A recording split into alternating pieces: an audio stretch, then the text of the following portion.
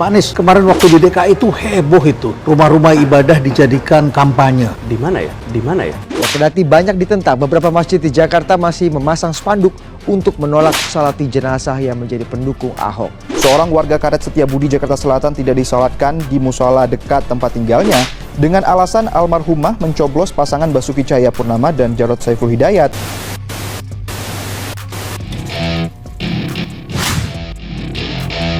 Apakah ada bukti bahwa yang ditudingkan menemukan pembuktiannya?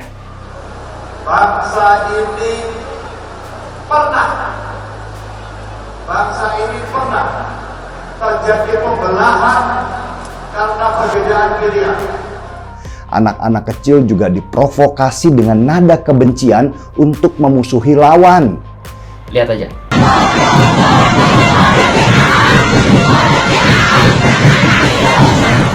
Pendukung Ganjar Pranowo punya rasionalitas.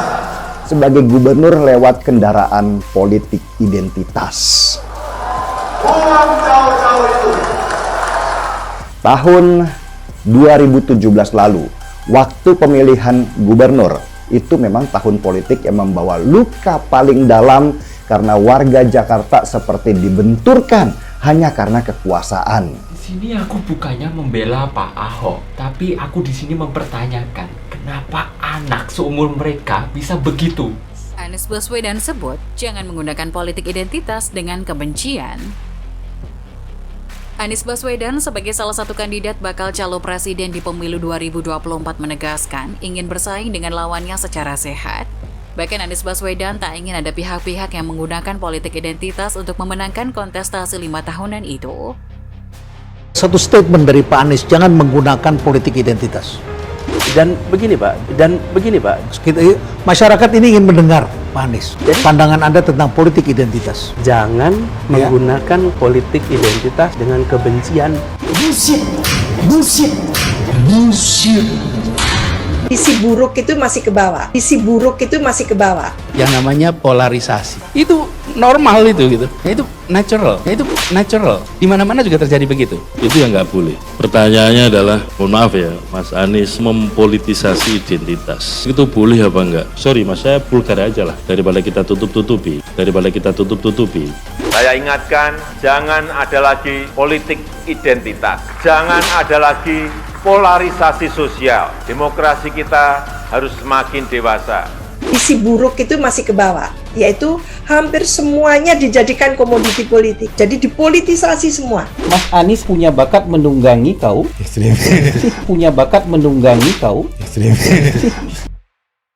Sebagai baca pres yang diusung Nasdem dan didukung Partai Keadilan Sejahtera serta Partai Demokrat, Anies Baswedan menilai masyarakat harus memilih pemimpin bukan karena kebencian. Pemilihan pemimpin tentunya harus berdasarkan selera pribadi. Oleh karena itu, Anies Baswedan menegaskan bahwa dirinya tidak akan menggunakan politik identitas di pemilu 2024 mendatang. Politik identitas ini memang sering dikaitkan dengan Anies yang mendulang dukungan dari organisasi masyarakat atau Ormas Islam pada Pilkada DKI Jakarta 2017 lalu. Jangan menggunakan politik identitas dengan kebencian. Sekarang saya mau memilih berdasarkan apa saja itu haknya, ujar Anies Baswedan dikutip dari YouTube Rinald Kesali pada Kamis 3 Agustus 2023. Misalnya, saya milih Anies karena dia gundul. Itu boleh saja, itu selera pribadi. Yang harus diperhatikan, adakah ketika seseorang tidak boleh memilih berdasarkan suku, berdasarkan agama? Katanya menambahkan. Namun Anies turut menyadari bahwa dalam sebuah politik, persaingan akan tetap terjadi. Bahkan cara bersaingnya pun kini dilakukan dengan berbagai macam cara. Ditinggal partai pendukung.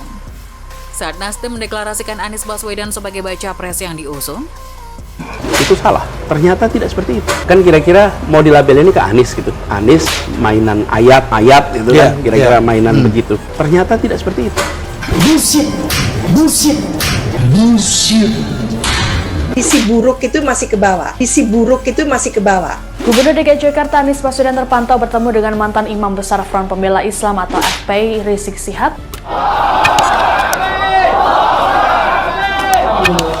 Tunjukkan kepada dunia bahwa FPI sebagai penjaga kebinekaan. Itulah kenapa gelar Bapak Politik Identitas begitu melekat padanya. Ini yang membuat tidak sehat kehidupan kita. Dan kebetulan berhasil. Kebetulan berhasil. Nah, persoalannya sekarang Mas Anies akan tobat apa enggak, kan gitu aja. Tapi kalau kata Abang, biasanya tobat itu yang kalah. Itu yang kalah itu tobat. Kalau menang, ya lanjut. Sebetulnya ada nggak statement dari Pak Anies tentang Pilpres ke depan? Apa yang diharapkan? Pasti akan terjadi yang namanya polarisasi. Kita kadang-kadang khawatir, waduh jangan sampai pemilu ini terjadi polarisasi loh. Polarisasi itu sesuatu yang wajar. Itu normal tuh di mana-mana. Saya buruk dan berbahaya ke depan gitu. Makanya saran ini buat Anies ya, jangan sok merasa udah mau jadi capres. Ini ceritanya masih panjang, pencalonan itu baru bulan September yang akan datang. Ngerem diri sedikit lah, dia jangan bersekongkol dengan politik yang tadinya di kiri tiba-tiba ke kanan gitu loh. Ini kan cuman mendulang masa saja. Mas Anies itu tidak punya bakat jadi kaum ekstremis. Mas Anies punya bakat menunggangi kaum ekstremis.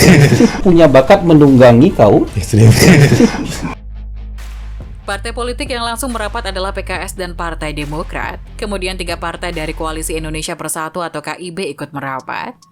3 partai dari KIB yang terdiri dari Partai Golkar, Partai Amanat Nasional, dan Partai Persatuan Pembangunan atau PPP mendeklarasikan akan mendukung Anies pada Februari 2023. KIB kompak memberi dukungan dan optimis Anies bisa menang. Namun seiring berjalannya waktu, sejumlah parpol mulai berpaling dan mencari aman dengan meninggalkan Anies.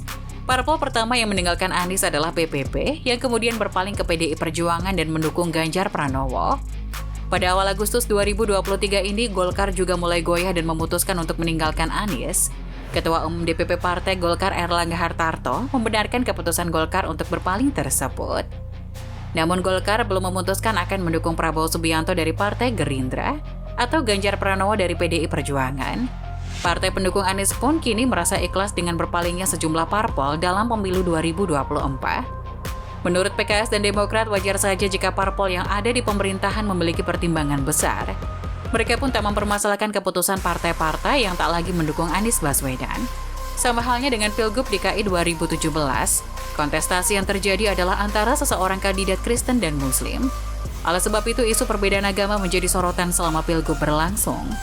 Lebih lanjut, Anies menilai bahwa pendukungnya tidaklah mencerminkan kepemimpinannya, sebab Anies mengaku telah mengambil keputusan dan kebijakan yang mengutamakan 4 prinsip, yaitu kesetaraan, kepentingan umum, common sense, serta hukum selama menjabat sebagai Gubernur DKI Jakarta. Pendapat Anies ini sepertinya ditentang oleh Wakil Presiden RI, Kiai Haji Ma'ruf Amin. Sebab, tidak lama setelah wawancara Anies tayang, Ma'ruf memberi pesan bahwa strategi polarisasi mungkin bisa menangkan suara, tetapi hal ini merusak negara. Lebih lanjut, Ma'ruf Amin juga meminta agar partai politik berkontestasi dengan adu gagasan dan ide. Pesan ini ia sampaikan dalam acara Dialog Kebangsaan Bilik Badan Nasional Penanggulangan Terorisme atau BNPT. Lantas, apakah Anies akan tetap setia dengan strategi politik bernuansa identitas untuk Pilpres 2024 besok? Ataukah kali ini Anies mau mengadopsi prinsip-prinsip kebijakan, kesetaraan, kepentingan umum, common sense, dan hukum dalam kampanyenya? Kita hanya bisa berharap. Iya, ujungnya mungkin bakal seperti lagu Marcel di awal tulisan. Identitas bisa jadi berbeda-beda. Namun apakah mungkin rasa cinta kita kepada negara yang begitu plural ini dikalahkan oleh perbedaan identitas kita?